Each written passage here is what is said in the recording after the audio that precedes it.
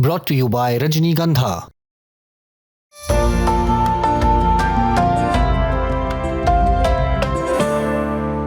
263 करोड़ 34 लाख रुपए income tax department ने education technology company physics वाला को इस अमाउंट का डिमांड नोटिस भेज दिया है।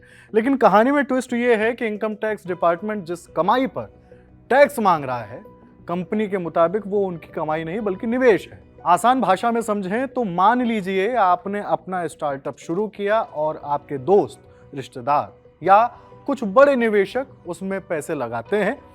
अब आप उस पैसे को निवेश मानेंगे, यानी वो उधार नहीं है, कमाई भी नहीं है, बस कंपनी में लगाया गया पैसा है। लेकिन अगर कोई आकर बोले कि ये इन्वेस्टमेंट नहीं बल्कि आपकी कमाई है, इस पर टैक्स तो दो, तो झटका लगेगा ना। बस फिजिक्स वाला के साथ कुछ ऐसा ही हुआ है। कंपनी कह रही है कि जो पैसा उन्हें निवेशकों से मिला वो इन्वेस्टमेंट है, लेकिन इनकम टैक्स विभाग ने कहा नहीं, ये तो आपकी इनकम है, और उसी हिसाब से टैक्स का बिल बना दिया। कंपनी को यह पैसा अलग अलग निवेशकों से मिला था, जिनमें कुछ बड़े फंड भी शामिल थे। आमतौर पर ऐसे पैसे को पूंजी माना जाता है, लेकिन फिजिक्स वाला के मुताबिक विभाग ने इसे टैक्स के दायरे में डाल दिया।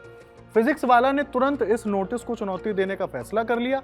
कंपनी का कहना है कि उसके पास इस मामले में मजबूत कानूनी और तथ्यात्मक आधार मौजूद है। कंपनी ने यह भी कहा है कि शुरुआती आकलन के अनुसार हमारे पास अपील दायर करने के लिए मजबूत आधार है। मतलब आने वाले समय में यह मामला अपील अथॉरिटी के पास जाएगा और वही आखिरी फैसला होगा। तय किया जाएगा कि यह निवेश है या कमाई।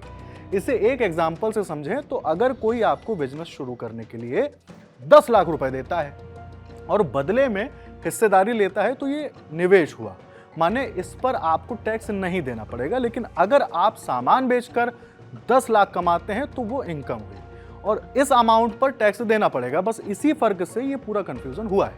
इस पूरे मामले में एक और दिलचस्प बात यह है कि जिन निवेशों की बात हो रही है उनमें सेबी में रजिस्टर्ड अल्टरनेटिव इन्वेस्टमेंट फंड भी शामिल है। आमतौर पर ये बड़े और रेगुलेटेड निवेश माने जाते हैं। इसी वजह से कंपनी को भरोसा है कि उसका पक्ष मजबूत रहेगा। मीडिया रिपोर्ट्स के मुताबिक दिसंबर तिमाही में कंपनी का प्रॉफिट 33% से बढ़कर 102 करोड़ 27 लाख रुपए हो गया। पिछले साल यही 76 करोड़ 72 लाख था, यानी बिजनेस ग्रो कर रहा है। कमाई भी बढ़ी है, कुल 1082 करोड़ रुपए के पार पहुंच गई है और यूजर्स वो भी 36 लाख से बढ़कर करीब 43 लाख हो गए हैं। बता दें कि फिजिक्स वाला की शुरुआत 2020 में अलक पांडे और प्रतीक माहेश्वरी ने की थी। बहुत कम समय में यह कंपनी ऑनलाइन कोचिंग की दुनिया में बड़ा नाम बन गई। लेकिन अब कंपनी सिर्फ ऑनलाइन क्लास तक सीमित नहीं रहना चाहती। कंपनी ने फिजिक्स वाला स्टूडेंट हाउसिंग नाम से एक नई सब्सिडियरी बनाने का प्लान किया है, जहां स्टूडेंट्स को हॉस्टल की सुविधा मिलेगी।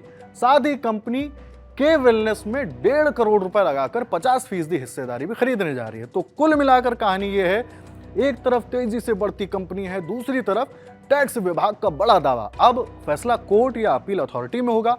तब तक बाजार और निवेशक दोनों की नजर इस केस पर बनी रहेगी। फिलहाल इस खबर में इतना ही। आप अपनी राय हमें कमेंट बॉक्स में जरूर बताइए। खबर लिखी मेरे साथी रक्षा ने। मेरा नाम हिमांशु है। देखते रहिए दिल ललन टॉप। नमस्ते।